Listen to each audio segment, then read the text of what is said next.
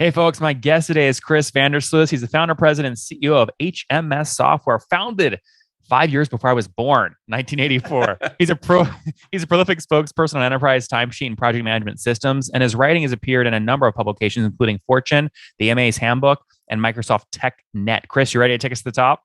Absolutely. All right, I aged the company a little bit there, but tell us what HMS is selling today. What are people paying you for?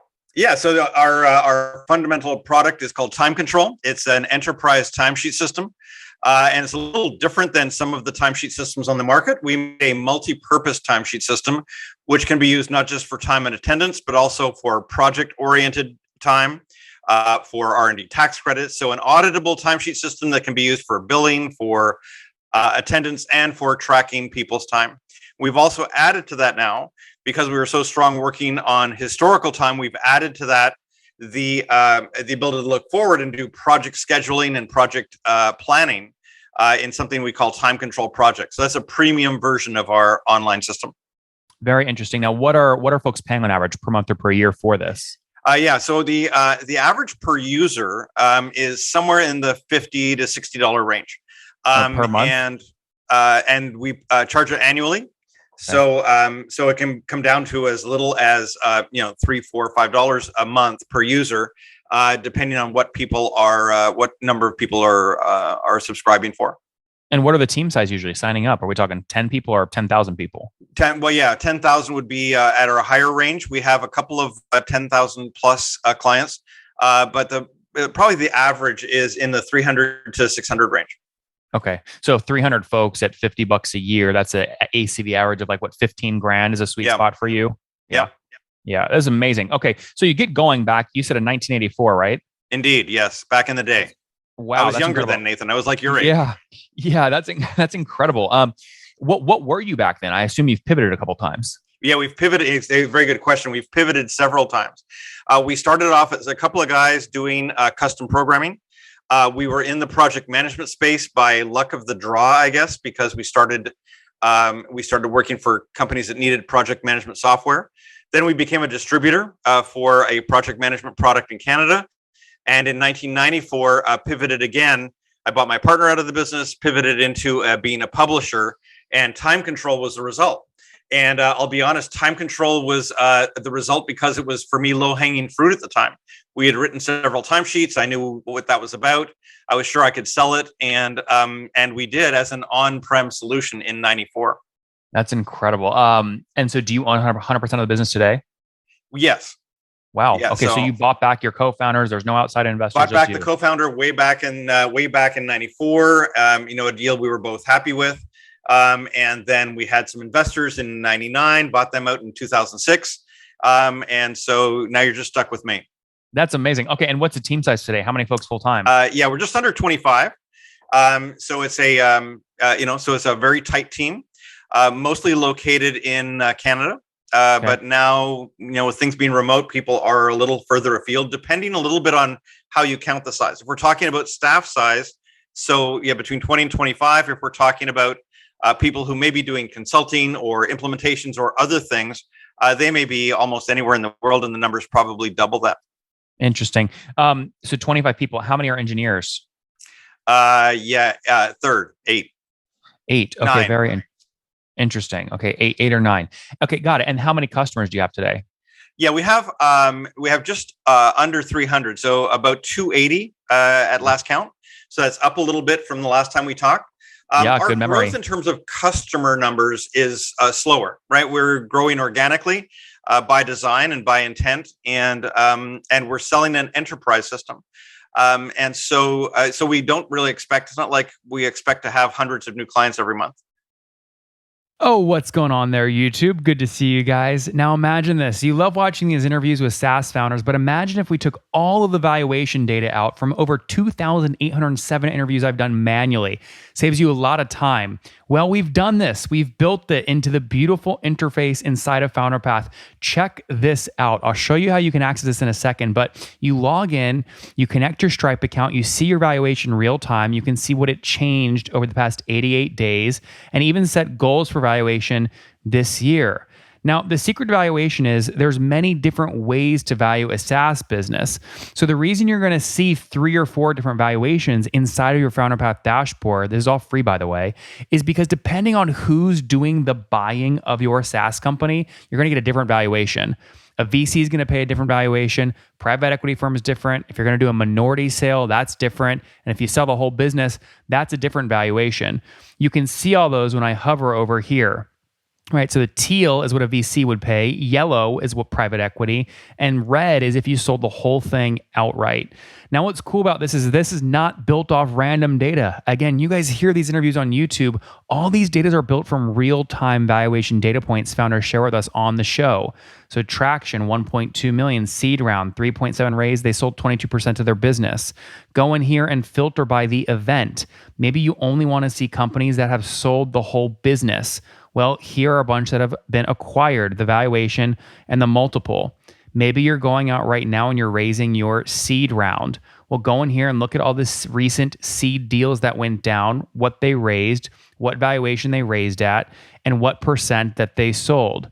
There's never been a larger data set of SaaS valuations than what you can get now inside of Founder Path, and we're thrilled to bring it to you. All right, we're going to go back to the YouTube video here in a second, but if you want to check this tool out, if you want to jump in and sign up, you can check it out for free to get your valuation at this link, founderpath.com/products/valuations. Or if you go to founderpath.com and hover over products, click on get your valuation here, and go ahead and sign up to give it a whirl. Again, all that valuation data live right inside the platform. I hope to see you there. All right, let's jump back into the interview. Yeah, I mean, 280 customers paying $15,000 a year on average would mean your MRR today is what, about $350,000?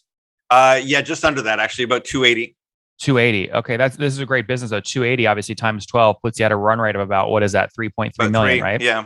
Yeah, this is great. Now, how do you grow bigger? Are you going to keep expanding seats in the 280, or are you thinking add a bunch more customers? Well, we're going to add a bunch more customers, but by a bunch, some people would think it's kind of at a slow number. I mean, some of those clients are smaller, some of them are larger. It's been an interesting change over the last 3 years, of course, because of the pandemic and the shutdown. We have found ourselves spending a lot of time converting our old on-prem clients to online clients. And so that's been good for us, and I guess good for the clients. But for us, it's better for support, better for cash flow, better for total rev. So, And what does that growth look like? If you're doing $280,000 a month today, what were you doing a year ago? About 240. 240. Interesting. Now, imagine folks have approached you to try and buy the business many times. What's the largest acquisition? All of your friends keep calling me Nathan. I know you're coming on the show. This doesn't help. You're going to get a bunch more calls. But what's the largest acquisition offer you've turned down? I haven't. I've refused to hear acquisition offers. I do talk to people on a regular basis. I mean, we're currently not for sale. I'm not shopping for money, and I'm not shopping for an exit. So it's not that somebody couldn't come along and say, "Oh, I have a huge box of non-sequential unmarked bills here. Would you take it?" There's obviously some offer at which anybody would sell. But at the moment, I mean, I've got a pretty good deal, right? We're making good profits. I get to take the money home. What's good? Like 10%, 20%? Yeah, over 20%. It was just under 30 last year. That's incredible. Which is the best every year for profits. And I mean, we don't take it all. But we took, that's, by the way, Chris, that's approaching $1 million. That's approaching $1 million in profits, right? Yes, it's under actually. But yeah, it was like under. It wasn't 30%. It was like about 20. By the time we paid out dividends and paid out bonuses and stuff for the staff, we ended up with 22 unrequired monies. So wait, Chris, tell me about that. I have so many Bootstrap founders that say, Nathan, I want to do dividends and bonuses, but I don't know how to structure it. How do you structure your dividend program? Well, the dividend program is what Chris wants. So, so the program is how much is left at the end of the day. What do we need to do for taking care of the staff and staff retention in terms of bonuses, things like that. And then, for me, the calculation at the end of the year is, well, this is what's left over. What should I leave in the company for growth, for healthy cash flow, for working capital? And let's get the rest out. And so, for me last year, it was a nice amount of money. Is there a math formula though you follow for your team of 25 that says, okay, there's $600,000 of profits. You've been here for 3 years, so you're going to get 1%. You've been here for 4 years, that kind of thing. Yeah, it works. I mean, I allocate of the profits about 20% for bonuses. So 20% of the money. I mean, that's not a promise, but I mean, if we like last year, that was about the number. And so the staff shared that based on, like you say, based on longevity and their role in the company. Yeah, so it sounds like you had about 800,000 of total EBITDA, right? 20% of that would be 200,000 that you'd split between the employees, and there's 600,000 bottom line. And you say that's the Chris plan. What do I want to do with this? Basically, yeah. Yeah. And so about half of it stayed in the company, and the rest, we carefully took care of to make sure both the IRS and the Revenue Canada were taken care of, and then and then kind of put it aside. So, are you married?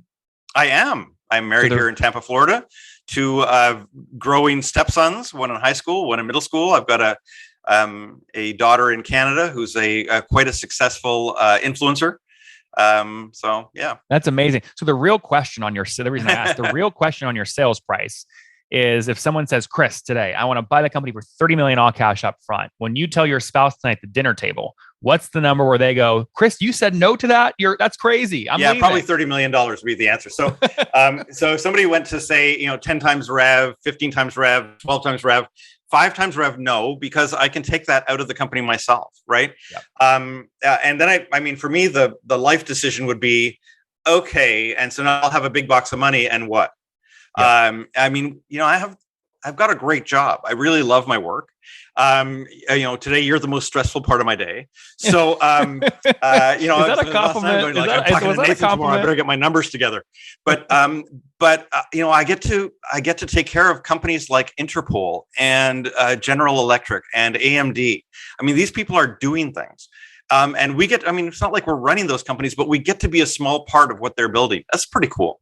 It's very cool. That's very cool. All right. Well, Chris, on that note, I guess one last question. Would you ever use profits to go buy another company, do a little roll-up strategy? I get offered every once in a while. I was offered actually just this month from somebody who has been in contact with me about, trying to find me a buyer, which I keep telling them, thanks, I'm not currently looking for a buyer. I appreciate the company. And I actually did look, but it wasn't for us.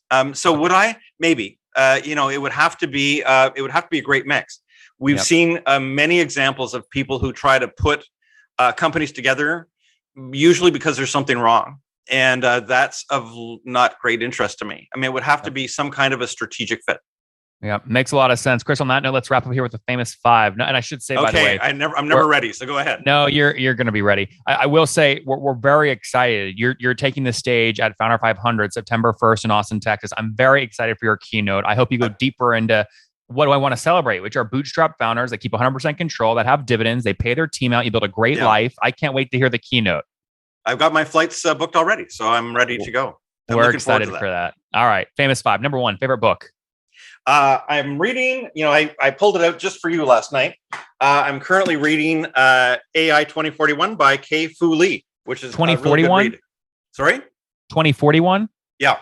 Very good. Okay. Number 2, is there a CEO you're following or studying? I'm really not. I mean, I hear about a lot of people, but there's no one in particular that I'm following. Number 3, what's your favorite online tool for building time control? LinkedIn still is. I listened to my podcast from 2018, still LinkedIn. So you did your research. Number 4, how many hours of sleep do you get every night? 5, 6. Okay. And well, we already said this. Married with, you said 3 kids? One is mine up in Canada. And 2 stepsons here who keep me plenty busy. One just started driving. That's a terrifying notion. That is terrifying. And Chris, how old are you? I am 64. 64 years young. I'm getting older now, Nathan. Nah, you're young. You got plenty of time. Last question. Something you wish you knew when you were 20. Something I wish I knew. To be more patient. Take the long view. Coming from a guy that's been building the company for 30 years, that's a surprising answer. But you have to take the long view. I mean, if I was just looking at things week by week, I don't know. It would be a different kind of company, but not one that would be, as exciting to me. Guys, timecontrol.com, auditable or audit proof timesheets. But it didn't start that way. Back in 1984, got launched, pivoted many times, bought out as co founder. Now he owns 100% of the business. They're doing $240,000 a month a year ago, now doing $280,000 a month for a $3.3 million run rate. Last year, though, they took about $800K to the bottom line. He paid out $200K in dividends and rewards out to his team of 25. The rest, $600K, says, you know what? It's a great life being a bootstrap founder that's profitable. What should I do with the money? Good problem to have. We're rooting for him. Chris, thanks for taking us to the top. Thanks, Nathan. One more thing before you go. We have a brand new show every Thursday at 1 p.m. Central. It's called Shark Tank for SaaS. We call it Deal or Bust. One founder comes on, 3 hungry buyers. They try and do a deal live, and the founder shares back-end dashboards, their expenses, their revenue, ARPU, CAC, LTV, you name it, they share it. And the buyers try and make a deal live. It is fun to watch every Thursday, 1 p.m. Central. Additionally, remember, these recorded founder interviews go live. We release them here on YouTube every day at 2 p.m. Central. To make sure you don't miss any of that, make sure you click the subscribe button below here on YouTube, the big red button, and then click the little bell notification to make sure you get notifications when we do go live. I wouldn't want you to miss breaking news in the SaaS world, whether it's an acquisition, a big fundraise, a big sale, a big profitability statement, or something else. I don't want you to miss it. Additionally, if you want to take this conversation deeper and further, we have by far the largest private Slack community for B2B SaaS founders. You want to get in there. We've probably talked about your tool if you're running a company, or your firm if you're investing. You can go in there and quickly search and see what people are saying. Sign up for that at nathanlatka.com/Slack. In the meantime, I'm hanging out with you here on YouTube. I'll be in the comments for the next 30 minutes. Feel free to let me know what you thought about this episode. And if you enjoyed it, click the thumbs up. We get a lot of haters that are mad at how aggressive I am on these shows, but I do it so that we can all learn. We have to counter those people. We got to push them away. Click the thumbs up below to counter them, and know that I appreciate your guys' support. All right, I'll be in the comments. See ya.